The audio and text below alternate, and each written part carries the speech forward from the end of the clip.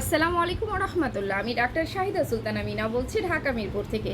ইদানিং সময় দেখা যাচ্ছে অনেক মানুষের শরীরে অনেক বেশি আঁচিল হচ্ছে।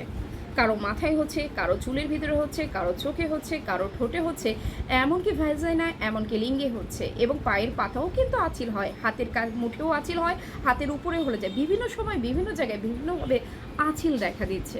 মানুষ তো বড্ড বেশি টেনশনে আঁচিল দূর করার উপায় কী?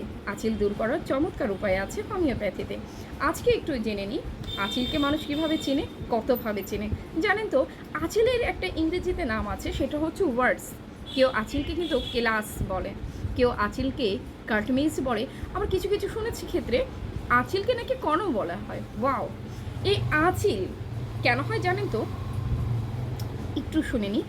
আঁচিল কিন্তু এক প্রকার ভাইরাস। এই ভাইরাস যখন মানুষের শরীরে অ্যাটাক করে, কিছু কিছু ক্ষেত্রে সে কারণেও আঁচিল হয়ে থাকে, কিন্তু সব ক্ষেত্রেই কিন্তু সঠিক না। মানুষের শরীরে এক প্রকার ভাইরাস আছে যেটাকে বলা হয় HPV ভাইরাস। এটাকে ডিটেলসে যদি বলি হিউম্যান প্যাপিলোমা ভাইরাস। কিছু ক্ষেত্রে এই ভাইরাসটা যদি মানুষের শরীরে অ্যাটাক করে, সেক্ষেত্রেও কিন্তু আঁচিল হতে পারে।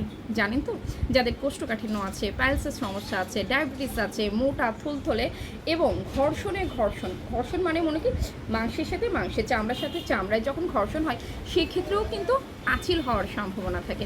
কিন্তু মজার বিষয় হচ্ছে হোমিওপ্যাথিতে কিছু চমৎকার মেডিসিন আছে, যে মেডিসিনগুলো ধৈর্য ধরে কিছুদিন ট্রিটমেন্ট করলে একেবারে আঁচিল নিমিষেই বিদায় হয়ে যায়।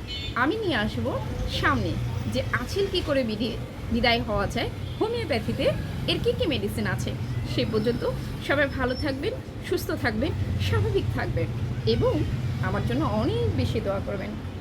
সে পর্যন্ত ভালো থাকেন। আল্লাহ হাফেজ।